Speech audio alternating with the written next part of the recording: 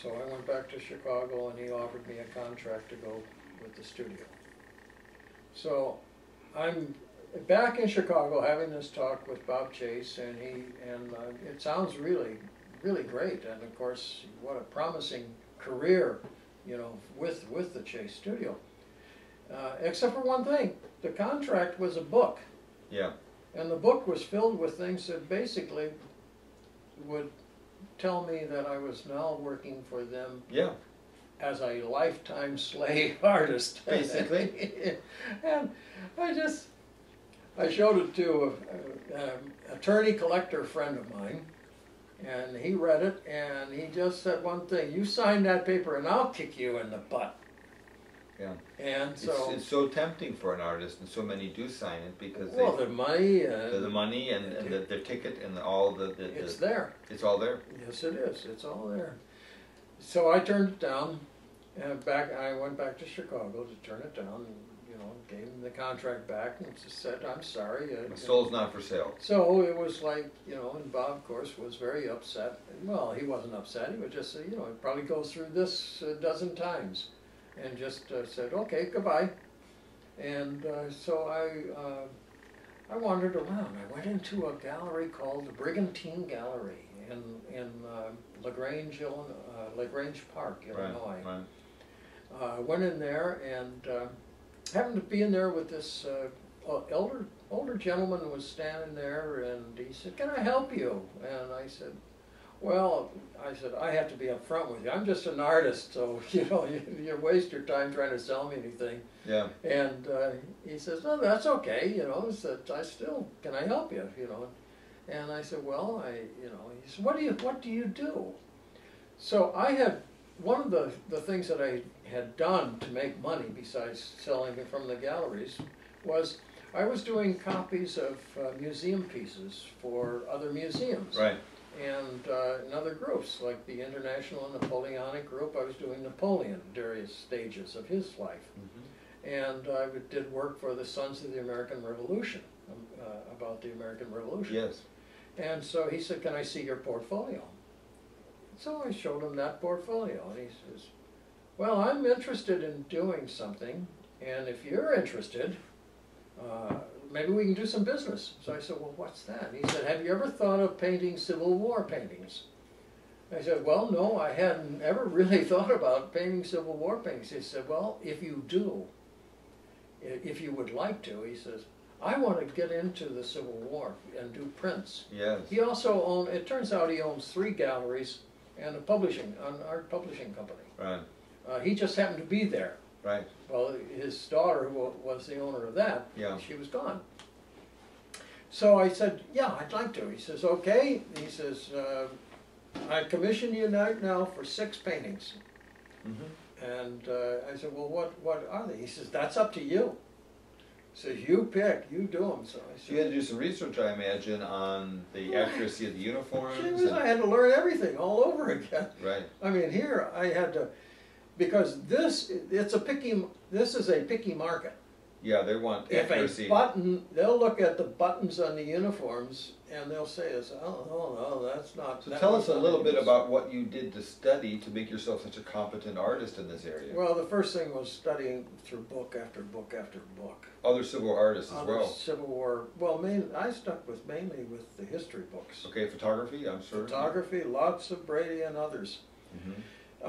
The one thing that I found out afterwards, you know, going through the photography and everything, you can see a lot, but remember those pictures were all taken before anybody could move. Mm-hmm. Hold that pose. Don't move, General. Yeah, they did not have the No. speed on the. So shutters. every photo that you see, It's all staged. It's all staged. It's all staged. And I thought, well, geez, I can. It's hard to get models to go out there and with bayonets and everything. So I did hire a couple of models from time to time to go through all of the motions and right. start a collection of the old. Remember the old swipe files? Sure. The Illustrator swipe files. Sure. So and that helped, but it didn't give me the feeling. So I contacted the reenactment groups. Literally. And I contacted some of them, and they agreed to say, you know, to let me come in. And to take photographs? Take photographs. And before long, you know, I was getting to be known, even like the Iron Brigade here in Wisconsin. I Yeah. would be coming up to Wisconsin.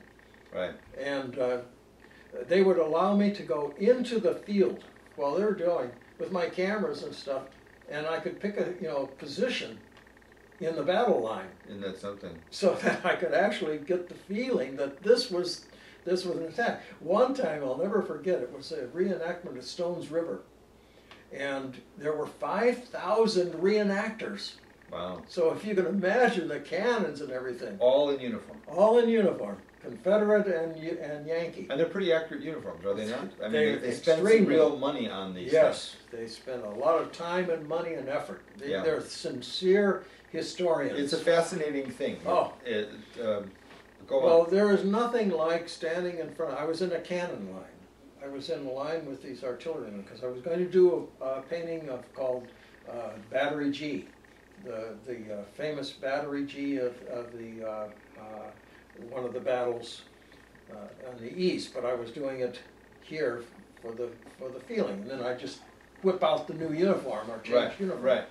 So here I'm standing there with them, and they quiet the fields going, the sounds of the drums and the bugles off in the distance there and everything, and the cannon guys, all the commands, you know, getting ready to fire, and I'm clicking away and everything. And before long, I began to see this line of Confederates moving up as they're moving up into this thing, and I'm clicking away, and then all of a sudden I see them charging. And here's this wall of grave rifles and everything coming up and charging, and the cannons trying to fire. Now and they're firing. firing what, like just shot with. Yes. You get the smoke, you get the sound, but they're not. Yes. There's no live There's ammunition. Nothing is going all out of blanks. the cannon. Okay. All blanks on that. It's all just powder.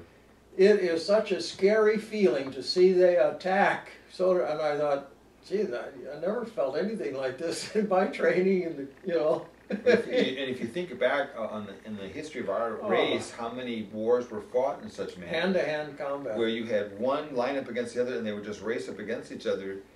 You know, sometimes I wonder if that was a little bit more humane than what we do now. But go on. Well, You ended up becoming one of the best-known Civil War illustrators in the world. well, it was. I did, you know, I did go through it, but I had to finish the commission, Yeah. and I had a couple more that I had to do. I was being kind of bothered by people in my studio in Chicago. You know, Okay. It was constant interruptions, and my wife said, "I'm tired of living in the city." We had a condominium in Des Plaines at that time. Sure. And see, she wanted something out in the country. She wanted to get back to her ranch in Montana, but that was impossible, ridiculous. So let's look for a farm or something, a farmette in Illinois. We couldn't find anything, so we ended up in Wisconsin. We found a place. They wouldn't sell it to us, but they would rent it to us